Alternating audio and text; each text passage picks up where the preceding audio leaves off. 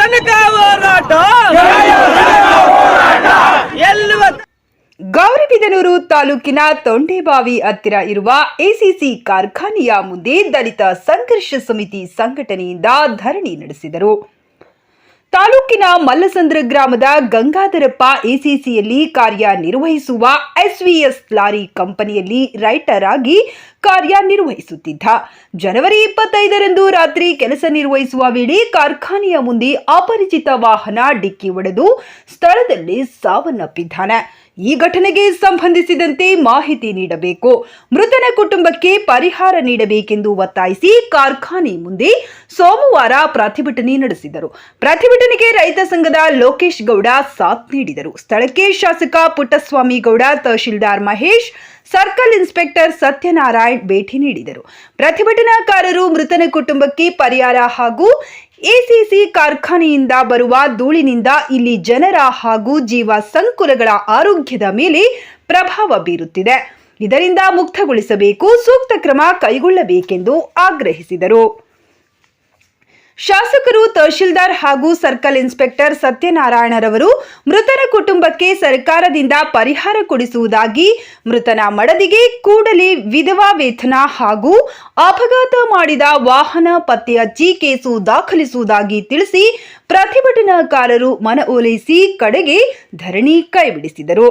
ಮಾಜಿ ತಾಲೂಕು ಪಂಚಾಯಿತಿ ಅಧ್ಯಕ್ಷ ಗಂಗಾಧರ, ಹುದುಗೂರು ನಂಜುಂಡಪ್ಪ, ಎಚ್ಎಲ್ ವೆಂಕಟೇಶ್, ಗಂಗಾಧರಪ್ಪ ಮಧು, ರೈತರ ಸಂಘ ರಾಜಣ್ಣ ಸೇರಿದಂತೆ ಹಲವು ದಲಿತ ಸಂಘಟನೆ ಮುಖಂಡರುಗಳು ಹಾಜರಿದ್ದರು.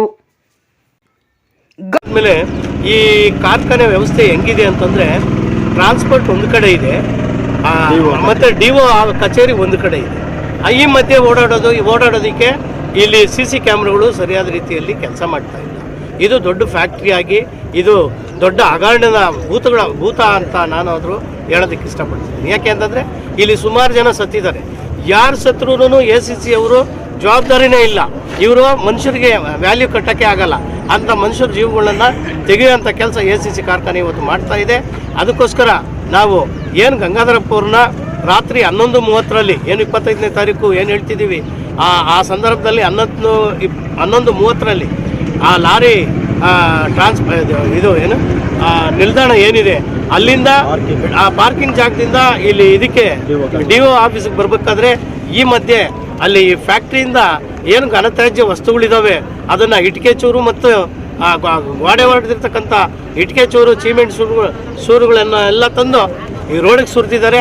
ಅವನು ಸಾಯಬೇಕಾದ್ರೆ ಅದು ಕೂಡ ಒಂದು ದೊಡ್ಡ ಕಾರಣ ಅಂತ ಈ ಸಂದರ್ಭದಲ್ಲಿ ನಾನು ಹೇಳೋದಕ್ಕೆ ಇಷ್ಟಪಡ್ತಾ ಇದ್ದೇನೆ. ಮತ್ತು ಇಲ್ಲಿ ಈ ಟ್ರಾನ್ಸ್ಪೋರ್ಟ್ಗೂ ಇದು ಕಾರ್ಖಾನೆಗೂ ಮತ್ತು ಲಾರಿಗಳಿಗೆ ಅವಿನಾವ ಸಂಬಂಧ ಇಲ್ಲಿ. ಆದರೆ ಇವರು ಹೇಳೋ ಇದನ್ನ ರೀತಿ ನೋಡಿದ್ರೆ ಲಾರಿಗಳಿಗೂ ಲಾರಿ ಓನರ್ಗಳಿಗೂ ನಮ್ಮ ಸ್ಥಳೀಯ ಉದ್ಯೋಗಿಗಳಿಗೆ ಇನ್ನೊಂದು ಟಾರ್ಚರ್. ಎಂಥ ಟಾರ್ಚರ್ ಅಂದರೆ, ನಮ್ಮದು ಗುಜರಾತಲ್ಲಿದೆ ಕಂಪ್ನಿ, ಗುಜರಾತ್ಗೆ ಹೋಗಿ ಅಂತ ಹೇಳ್ತವ್ರೆ. ಆ ಗುಜರಾತ್ಗೆ ಹೋಗೋಕ್ಕೆ ಆಗದಿರೋಂಥವ್ರು ಏನು ಮಾಡಿದ್ರೆ 70,000 ಸಂಬಳ ತೊಗೊತಿದ್ದವರು ವಾಲಂಟ್ರಿ ತೊಗೊಂಡು ಇಲ್ಲೇ 25,000 ಕೆಲಸ ಮಾಡ್ತಾರೆ. ಆ ನಿದರ್ಶನಗಳು ಸಹ ಇದಾವೆ, ಬೇಕಾದ್ರೆ ಕೊಡ್ತೀವಿ. ಇಂಥ ಪರಿಸ್ಥಿತಿಗಳನ್ನ ಇವರು ಈ ಕಂಪ್ನಿ ಮಾಡ್ತಾ ಇದೆ ಅಂತ ಗೊತ್ತಾಗಿದೆ ತಕ್ಷಣ ಏನು ಇವ್ರಿಗೆ ಅಪಘಾತ ಆಗಿದೆ, ಈ ಅಪಘಾತಕ್ಕೆ ಸಂಬಂಧಪಟ್ಟಿದವರು ಯಾವ ಲಾರಿ ಅಪಘಾತ ಆಗಿದೆ ಆ ಲಾರಿನ ಹಿಡ್ಕೊಡುವಂಥ ಕೆಲಸ ಆಗಬೇಕು. ಮತ್ತು ಸ್ಥಳೀಯವಾಗಿ ಈ ಕಾರ್ಖಾನೆಯವರು ಅವ್ರದಂಥ ಕೆಲವು ಫಂಡ್ ಇರುತ್ತೆ, ಆ ಒಂದು ಪರಿಹಾರ ನಿಧಿಯಿಂದ ಅವರು ತೆಗೆದು ಅವ್ರಿಗೆ ಪರಿಹಾರ ಕೊಡಬೇಕು ಅಂತ ಜಿಲ್ಲಾಡಳಿತ ಒತ್ತಾಯ ಮಾಡ್ತಾ ಇದ್ದೀವಿ. ಮತ್ತು ಫ್ಯಾಕ್ಟ್ರಿ ಅವ್ರಿಗೆ ಈ ಪೊಲ್ಯೂಷನ್ ಬೋರ್ಡ್ ಅವರು ಇವರೆಲ್ಲ ಒತ್ತಾಯ ಮಾಡಿ ಮೃತ ಕುಟುಂಬಕ್ಕೆ ಸೂಕ್ತವಾದಂಥ ಪರಿಹಾರ ಕೊಡಬೇಕು ಮತ್ತು ಉದ್ಯೋಗವನ್ನು ಕೊಡಬೇಕು. ಉದ್ಯೋಗ ಅಂದರೆ ಪಾಪ ಸುಮ್ಮನೆ ಕೊಡ್ತಾರೆ, ಯಾರೋ ನಮ್ಮ ಒತ್ತಡಕ್ಕೆ ಬಂದು ಇಲ್ಲಿ ಕಸ ಗುಡ್ಸೋಕೆ ತಿಂಗಳು 5,000 ಇವೆಲ್ಲ ನಡೆದಿದ್ದಾವೆ, ನಾವು ನೋಡಿದ್ದೀವಿ. ಹಂಗಾಗಬಾರ್ದು, ಅವ್ರಿಗೆ ಪರ್ಮನೆಂಟ್ ಆಗುವಂಥ ಒಂದು ಕೆಲಸವನ್ನು ಕೊಡಬೇಕು ಅಂತ ಈ ಮುಖಾಂತರ ನಾವು ಇಲ್ಲಿ ಆಗ್ರಹಿಸ್ತಾ ಇದ್ದೀವಿ. ಮೊನ್ನೆ 25ನೇ ತಾರೀಕು ಕೆಲಸಕ್ಕೆ ಬಂದಿದ್ದರು, 5:15ಗೆ ಬಂದು ಮನೆಗೆ ಬರಬೇಕಾದ್ರೆ ಈ ಥರ ಆಗಿದೆ, ಆಕ್ಸಿಡೆಂಟ್ ಆಗಿ. ನನಗೆ ಯಾರೂ ದಿಕ್ಕಿಲ್ಲ, 2 ಮಕ್ಕಳು ಚಿಕ್ಕವರು, ಒಬ್ಬ 6 ತಿಂಗಳು 6 ವರ್ಷ, ಒಬ್ಬರಿಗೆ 7 ತಿಂಗಳು. ಎಷ್ಟು ವರ್ಷ ಕೆಲಸ ಮಾಡ್ತಾ ಇದ್ರಿ? ಸುಮಾರು 10 ವರ್ಷದಿಂದ ಕೆಲಸ ಮಾಡ್ತಾ ಇದ್ದಾರೆ. ಈ ಒಂದು ನಮ್ಮ ಬೇಡಿಕೆ, ಮುಖ್ಯವಾದಂಥ ಬೇಡಿಕೆ, ಆ ಕುಟುಂಬಕ್ಕೆ ಆರ್ಥಿಕ ರಕ್ಷಣೆ ನೀಡಬೇಕು.